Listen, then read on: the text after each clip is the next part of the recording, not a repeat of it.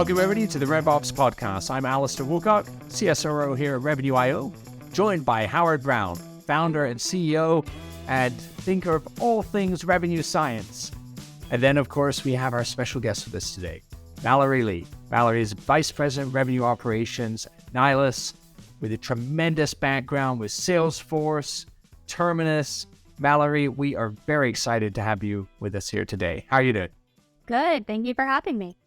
It's great to connect with somebody like yourself. And I think for many of our listeners, we get caught up in all the data and all the insights with RevOps and sales and what's going on. But a lot of people are actually still breaking into this space. They're just beginning to look at this career, the evolution of what RevOps is. And you've had a tremendous journey so far. Like, as I said, you've come out of the Salesforce consulting world. You understand the MarTech stacks extremely well. You've been strong with Terminus all the way, and now over at Nylas. What's your take on the state of RevOps? How to get into it? Where to start? Like, what are you thinking on that side these days from your perspective, Mallory? Yeah, great question. I think I came into it from a slightly different angle than most, in that my background has been in marketing. So I think there's a lot of debate right now about whether or not revenue operations is just a different name for sales operations. Yeah. And in the companies where you just take sales ops and rename it to revenue ops, I don't think that anyone's really doing it correctly. Yeah. I've joked with some friends on LinkedIn about having a little game show, which is, are you RevOps or are you not? And you have to come and make your case and say, here's how I do RevOps. Am I really doing it? And then someone will tell you yes or no. But there are a lot of different approaches. And I think if RevOps is just a sales help desk and just reporting up to sales and simply focused on that, it's not enough. And so for us, we've got a centralized revenue operations function at Nylas, and that's what I've joined the company to lead. I feel super grateful. I actually report directly to our CEO, and that's because for us, this is a central function that is, really serving all departments of the company, remaining objective at the center of it all, and being a force multiplier and connecting all of the departments. So for me, it's really important to be centralized in that way. We're supporting marketing, sales, customer success, and even product operations so that we can try to optimize that entire journey. With a smaller company, I think that is pretty manageable. And we had the same setup at Terminus where we were centralized. But I think in bigger businesses, it's a little bit harder to take big disparate teams and put them together and move them around. So people are slower to centralize in that environment. I'm curious about the challenges, given that you do come from a marketing background and then you're working with sales teams and they're maybe used to having sales operations folks. Obviously, you've been able to overcome those sort of biases. Can you talk a little bit about that? Because there are certainly other marketing operations folks that have made the leap into RevOps and have been incredibly successful, but I'm sure it's not without challenges. I'd love to hear some of the ones you've faced and how you've overcome them. Yeah, that's a great question. I think the challenges come in just learning a lot while you are doing a lot at the same time. So there's not like a book that you can go and read for a month and then start your role working with sales, right? You have to just hit the ground running and kind of learn as you go. I recall at Terminus, there was a point where I had stepped into the RevOps role and I was beginning to get these deal approval requests. And I didn't know what I didn't know. So I worked really closely with my finance partners and just kind of started to learn the rules of the road. And I remember a moment where I thought, am I really the person who is making this decision? Because it was not my expertise. But I got used to that. And, being a marketer, especially being in marketing operations, I always had a really tight focus on sales and marketing alignment. So that was always very important to me. And revenue operations is the same thing, but it's just kind of like times 5, because it's not just sales and marketing that need to be aligned. It's every department with sales and every department with marketing. So I think it lends itself nicely to being able to get outside of just the sales stats And you kind of need to get more creative with making sure that you've connected everything end to end. But I think, very tactical things like territories and comp plans and deal approvals and discounting thresholds and some of that stuff, I definitely needed to learn on the job. It reminds me of a debate in RevOps we used to have inside Gartner a lot. Because you are right, the classical thing is kind of sales ops 2.0, right? And it reports into the new, whoever's head of sales, essentially.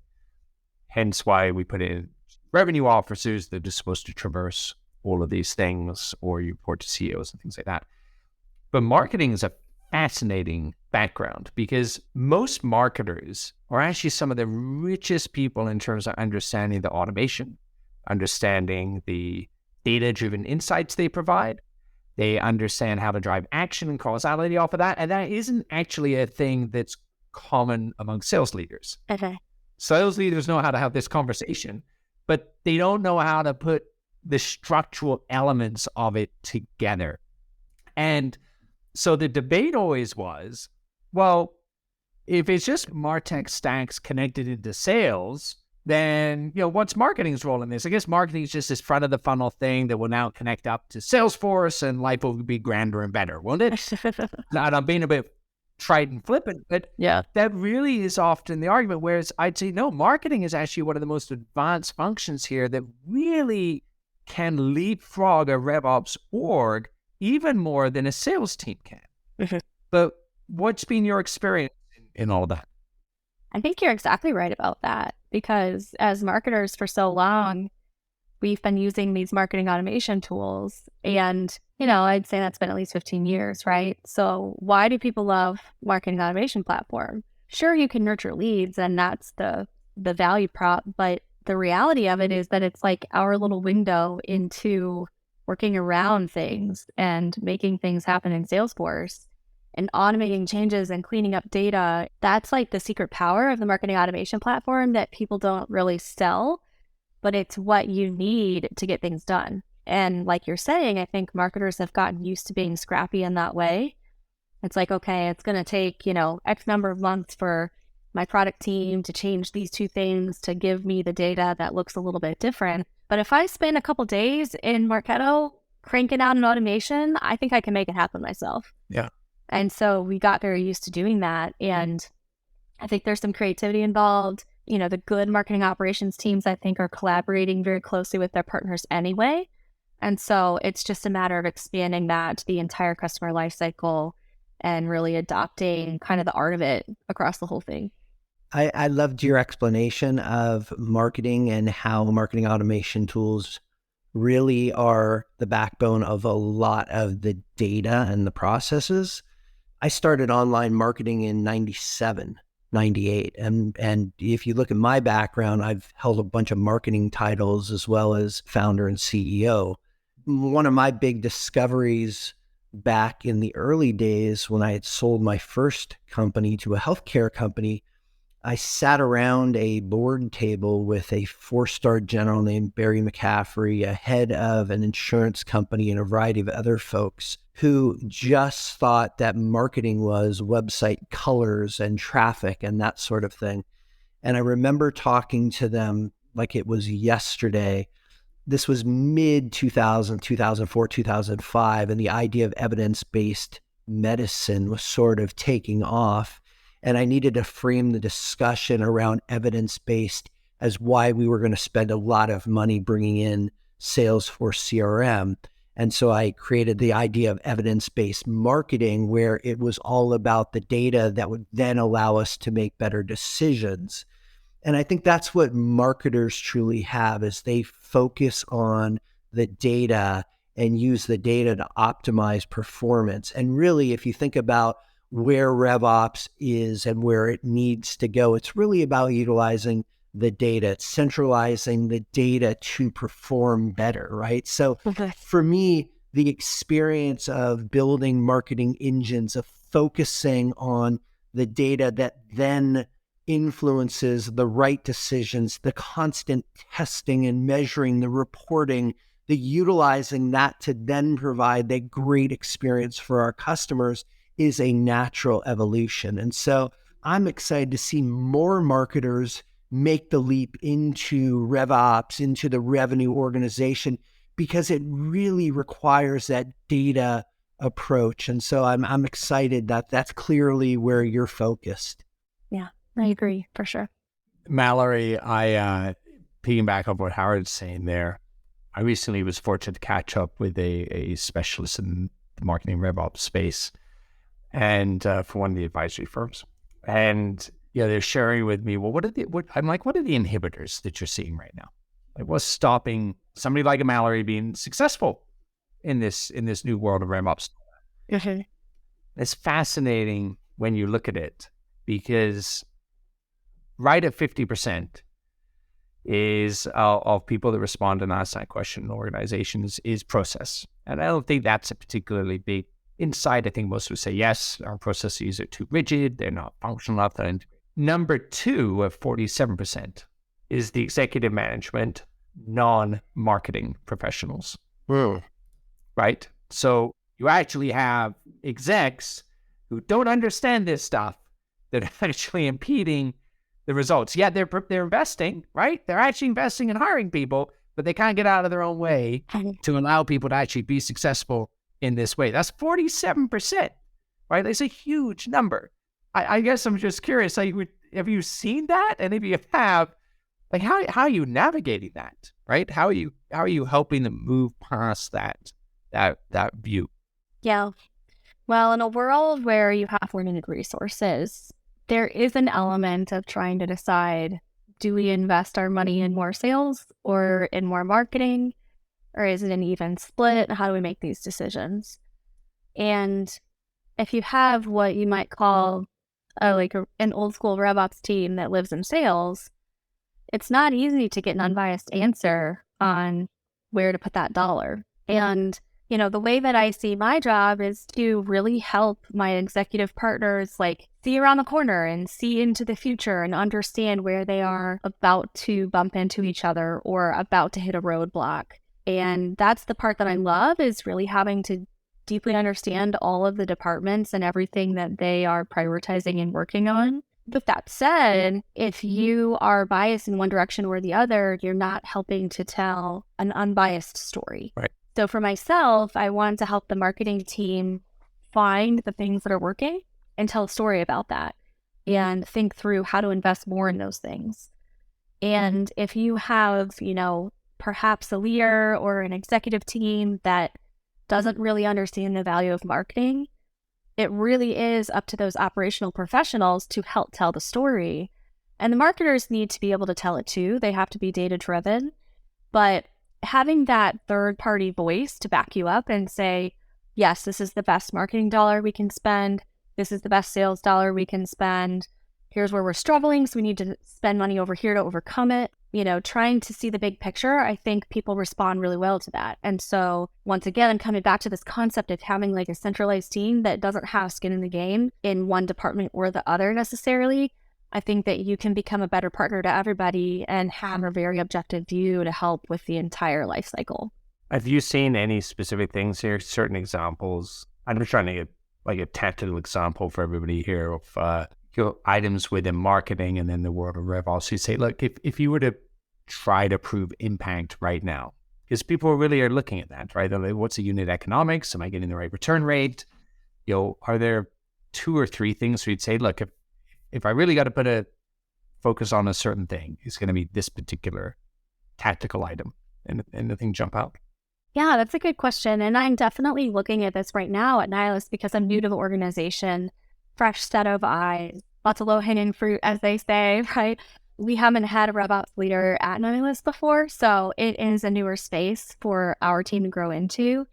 And when we were talking about everything right up front, even during my interview, they were asking, how do you tackle such a big problem? And my answer was, you need to start closest to the revenue. So if you imagine kind of a bull's eye, the revenue being at the center, you've got your negotiations, right? Your legal process, your paperwork process. Then you go out, you've got your proposal process, your demonstration of value, your evaluation.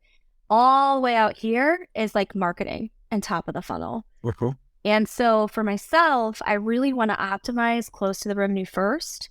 That way I know that the dollars I am putting in, I can have some predictability in what's going to come out through sales. But if you spend a bunch of time fixing marketing and fixing the top of the funnel, and then you send those opportunities to a sales team that isn't working, you might be fixing the top, but you're neglecting the bottom part completely. And so in a world of limited resources, when I'm trying to prioritize, I want to fix the thing that's closest to the revenue first and then work my way out. And there are going to be some things that are low-hanging fruit along the way that you can help with in marketing to get everybody going. But I think you have to prioritize it that way for efficiency.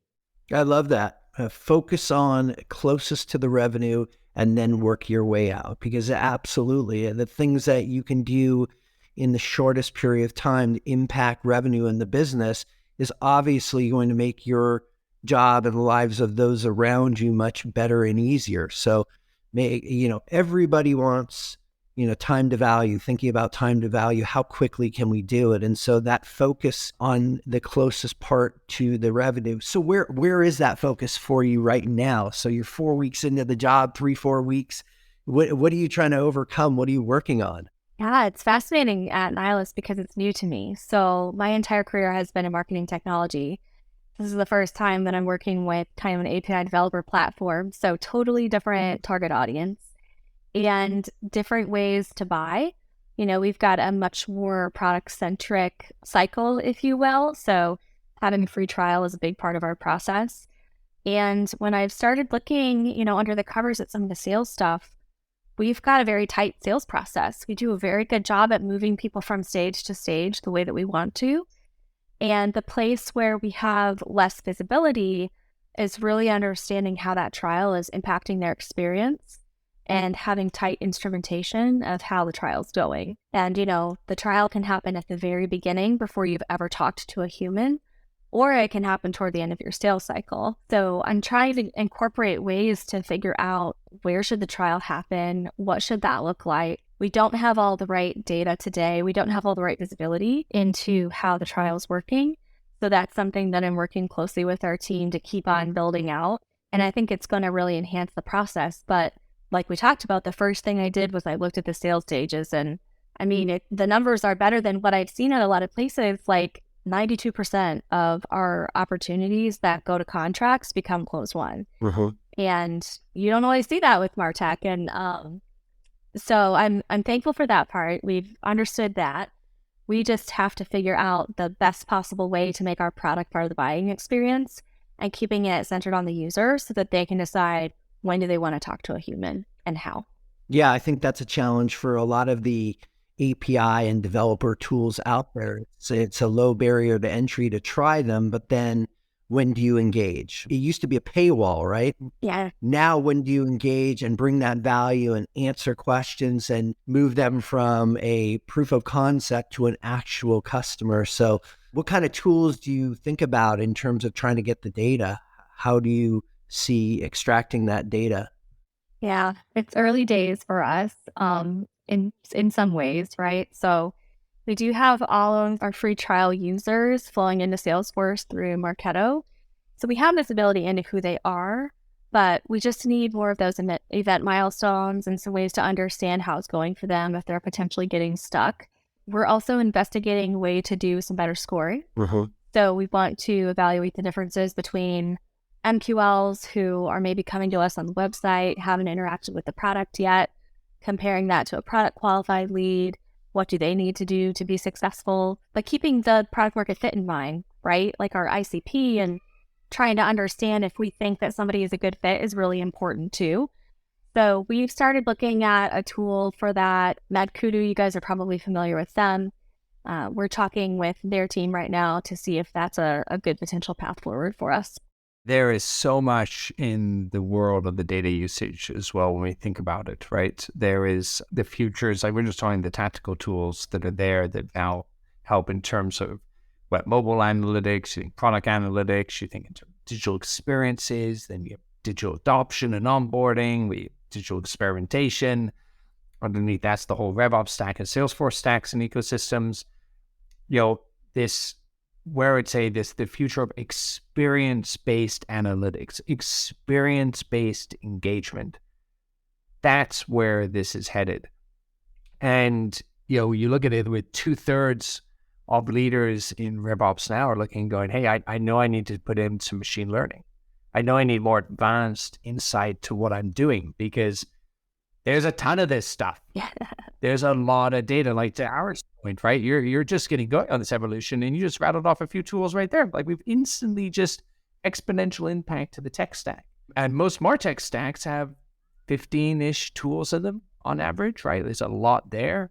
Sales is investing. Like, there's a ton of tooling going on, which is great. But I love, Mallory, your vision around focusing that bullseye down to the customer and leaning in with that touch point first, and then building the layers out, this concentric circles, with marketing all encompassing that as well. Final word, Mallory, if you're going to give a tip to somebody in terms of, hey, look, go start and assess this tomorrow in the grand world of RevOps, what's your singular aha tip you're going to give them?